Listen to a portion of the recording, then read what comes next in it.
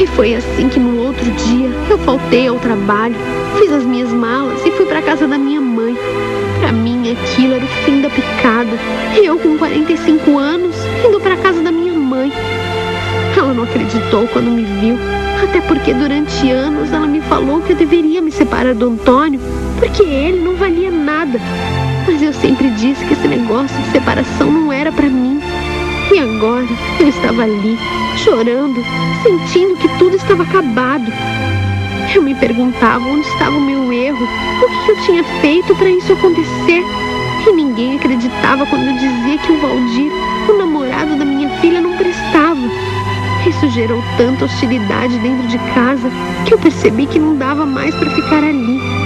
Eu queria mudar de vida, eu queria me libertar. Durante tantos anos eu me dediquei feito uma louca àquela família. E agora eu recebia isso em troca. O que seria da minha vida agora?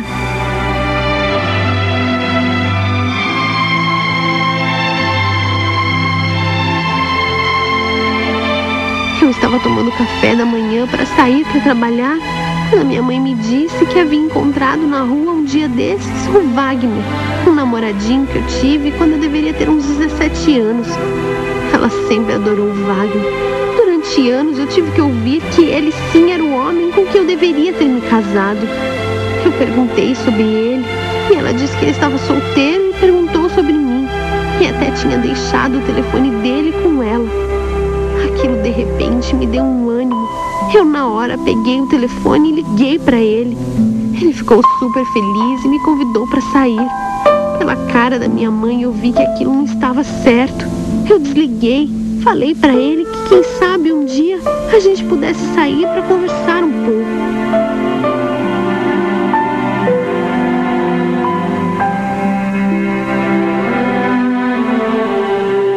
Uns 3 dias depois, acabei saindo com o Wagner sem que ninguém soubesse.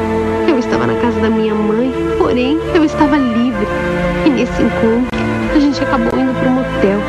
Eu nunca havia me permitido uma coisa dessas. Eu não estava bem certa do que eu estava fazendo, mas eu decidi me entregar. Até porque ele demonstrou um amor por mim que eu não esperava. Eu estava carente, eu estava precisando de um pouco de aconchego. Mas eu sabia que aquilo era errado. Eu ainda era uma mulher casada, apesar de tudo. No entanto, naquela noite, eu me entreguei completamente a essa ilusão. Deixei de lado todas as minhas convicções e depois de tantos anos, eu experimentei mais uma vez o prazer que eu já não tinha com meu marido. Na hora eu me deixei levar, talvez porque tinha bebido um pouco, mas eu acho que o que me incentivava era um sentimento de vingança. Eu queria recobrar todo o tempo perdido, a juventude que eu tinha deixado passar em vão.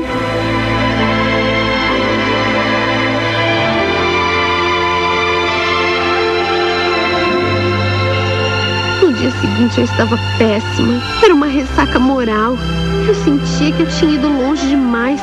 Como eu pude ter feito o que fiz? Como eu pude ter traído meu marido daquela forma? Eu sempre fui uma mulher direita, sempre fui muito rígida com os meus princípios e, no entanto, eu caí na tentação. Aquilo não era coisa de uma mulher da minha idade.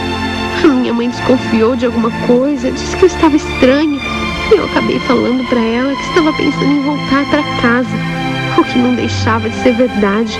Depois de tudo que aconteceu, eu vi que eu precisava superar aquilo.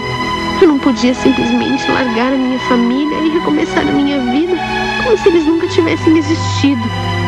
Eu estava sendo muito dura com eles e decidi que eu voltaria para casa. A gente tinha que conversar e dar um jeito de se entender.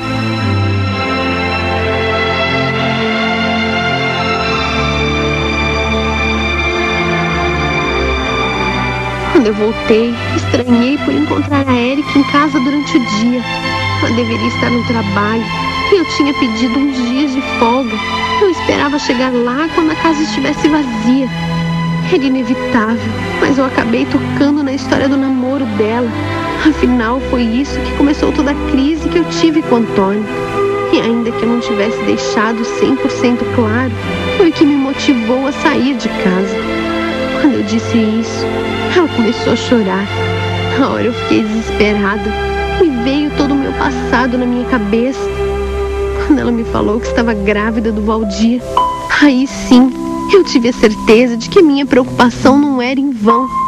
E para piorar, ela disse que ele não queria se casar e nem queria ter aquele filho. Ele estava forçando-a a fazer um aborto e ela não sabia o que fazer. Foi aí que eu me vi naquilo tudo. Eu me lembrei de tudo que me aconteceu. Na verdade, eu conheci aquele homem. O Valdir foi o meu segundo namorado. A gente morava no mesmo bairro e eu comecei a sair com ele. Naquela época, ele era um pedaço de mau caminho, mas eu sempre fui muito séria, sempre frequentei a igreja. Eu sabia até onde eu poderia ir com um homem, ainda que naquela época não se falasse sobre essas coisas tão abertamente como hoje. Eu me apaixonei por ele e ele fazia de tudo para me seduzir. Dizia que queria se casar comigo, que eu era a mulher da vida dele. Tudo isso para me levar para a cama. Eu resisti o máximo que eu pude, mas acabei me entregando. E o que não podia acontecer, aconteceu. Demorou mais 2 meses para que eu tivesse a confirmação. Enquanto isso, tudo estava bem. A gente saía escondido e eu não queria que minha mãe desconfiasse que eu estava me encontrando com o Valdir. Até porque a fama dele não era lá muito boa. Quando eu descobri que estava grávida, eu cheguei a pensar em me matar. Eu sabia que a única salvação era me casar o mais rápido possível. Mas o Valdir mudou da água para o vinho. Quando eu contei, ele disse que eu tinha que tirar aquela criança, que ele não podia ter filhos naquela altura do campeonato e que se eu quisesse, teria a criança sozinha. Imagina, os meus pais iam me matar. Eu ia ficar marcada como mãe solteira. Para mim, aborto sempre foi uma aberração, um pecado contra a natureza. Mas ele queria que eu fizesse de qualquer jeito. Disse que pagaria tudo, me levaria a uma clínica clandestina. E eu tinha medo. Eu sabia que aquilo era um crime, mas o que me restava se não aceitar? Eu passei muito mal e eu não tinha tempo para ficar pensando.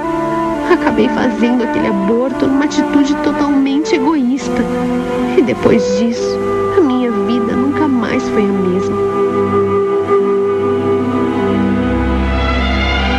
Nunca ninguém soube dessa história. Eu sempre carreguei essa culpa. Eu penso nisso todos os dias. E eis que a minha filha agora está passando pela mesma situação. E o pior, com o mesmo homem que fez isso comigo. Ai, meu Deus, como eu quis contar tudo que eu passei para ela. Na verdade, já estava quase falando quando o infeliz chegou. Ele veio conversar com a Érica e ela acabou saindo com ele. Eu pensei comigo, meu Deus, que coincidência mais triste. A minha filha está grávida de um homem que não valia nada. E eu sempre soube disso, mas me calei para me proteger. Proteger o meu erro do passado. E agora, vejam só o que aconteceu.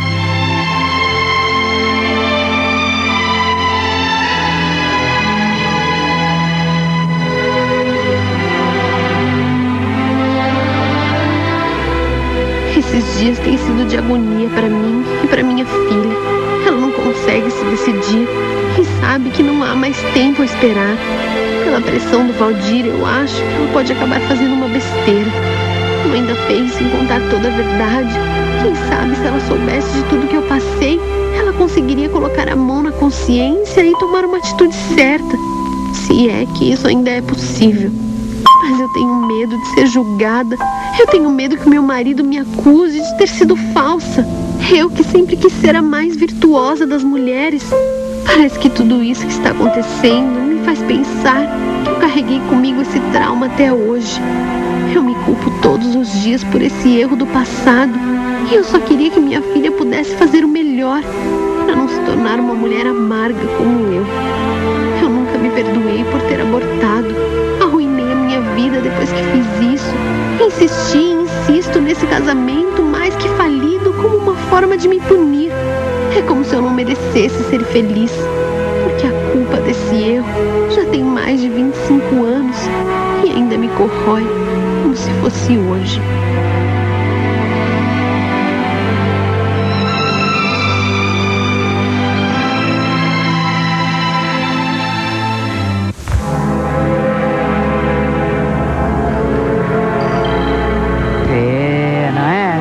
que a gente fala sempre? Como é que a dona Márcia fala sempre? Consciência. Vamos pensar nas consequências das nossas decisões. Não é sair por aí batendo cabeça, vou fazer, não sei o que, mexer comigo. Não, no que pode dar isso? Quais as consequências disso? Eu estou pensando no final dessa história ou só no começo dessa história? Consciência.